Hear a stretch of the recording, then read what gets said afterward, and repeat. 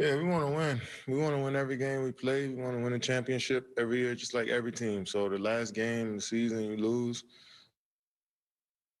Uh, but the beauty of our profession is we get up and keep going. You know, we everybody on this team is works extremely hard. They care about the game. So we get ready for next year. Brian Lewis with the New York Post. Hey, Kevin, I'm curious. You guys were logging a lot of minutes to stay in this game and to put yourselves in position to win. How much do you think that workload played a role in, I think, 1 of 12 in shooting in overtime? Was that a matter of fatigue or something else other than that?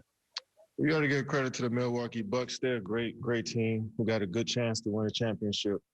And the story should be about them and how well they played this series, how well they played all year. We got good looks there over time. We just didn't knock them down. But respect to the Milwaukee Bucks and how they prepare, how they challenged us all series and made adjustments all series. We got nothing but respect for this ball club. Bruce Beck, NBC New York. Kevin, you gave everything you could in this series. You put this team on your back. Does any of that temper the hurt that you feel right now? Not at all. Who cares? Alex Schiffer, The Athletic. Hey, Kevin, you got a lot of big baskets from Blake and Bruce. If you could just kind of speak to what you saw from both of them tonight. Yeah, I mean, they made shots for us when we needed it. They got us off to a good start.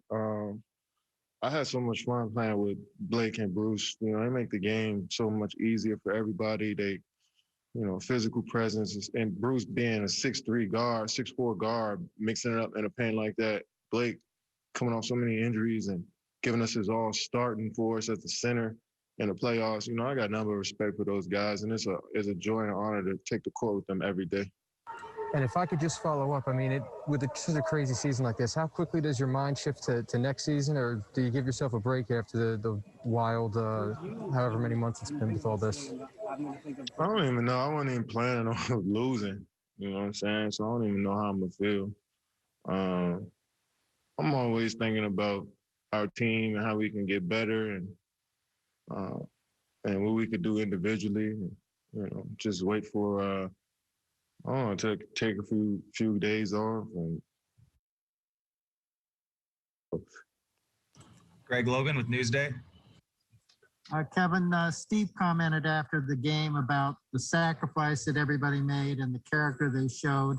When you look over this season, what will stand out about it to you, as you look over all the adversity that you faced? I mean, every team went through adversity this year. And I respect the whole league for how they just, everybody, every player in the league going through COVID protocols, every guy that's been injured, who played in the bubble and came back for a quick turnaround. Guys have been in and out the lineup throughout the whole league all year, and we still put a show on for the fans. I'm just proud of the league in general, and especially our team, because I'm in there every day. But I'm sure other teams have been through the same stuff that we've been through throughout the year. So I'm just proud as a league that we got guys that come out there and play great basketball every night. We put a show on for the fans in the playoffs, every team. So, it's one of those things where we dealt with this season and we took it head on, and everybody just were professionals the whole year. Christian Winfield with the New York Daily News. Hey, Kevin. I know you guys like to say next man up, but, how much does not having Kyrie and then not also having a healthy James dictate what you guys are able to do out there on the floor? I mean, I can't even speak about how much we missed Kyrie out on the floor and how much we missed James to start the series. And, seeing him, I could go for 40 minutes on both of those two, on how much they care about us and how much they put their bodies on the line to help us out as a team. Kyrie had a gruesome ankle injury, and he was thinking about, when could he play next, and that shows that he cares about us so much. James, playing on one leg, came out there and gave it his all. 48 minutes in Game 5, 40 last game, and then 50 tonight. it's nothing but respect and love for those two guys. We missed them out there, but we still had a chance to win. Back to Brian Lewis. Hey, Kevin, a lot of contenders like Milwaukee, like Philadelphia, had a cohesion edge because they were running it back. I'm curious, whatever you guys are feeling now, whatever pain you guys are feeling now, is that going to be something that's going to be able to fuel you next year when your guys are running it back?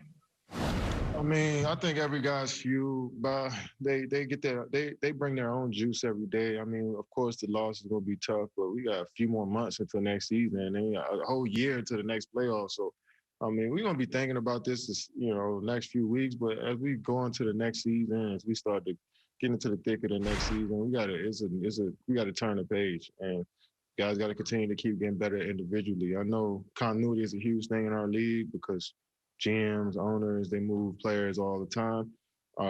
But for us, we try to get with each other this summer, keep grinding, and come back next year. Ian O'Connor with the New York Post. Kevin, that final play of regulation, can you describe making that shot? Did you think it was a three-pointer when it left? And is that really ultimately, even in defeat, the most memorable shot of your career? Not at all. Not even close to the most memorable shot. I thought it was a Tracy, but my big ass foot was a step on the line. I was just seeing a little screenshot how close I was to ending their season off that shot, but it wasn't in God's plan. Hey, we move on. So it was a solid shot, but I hit way bigger shots than that.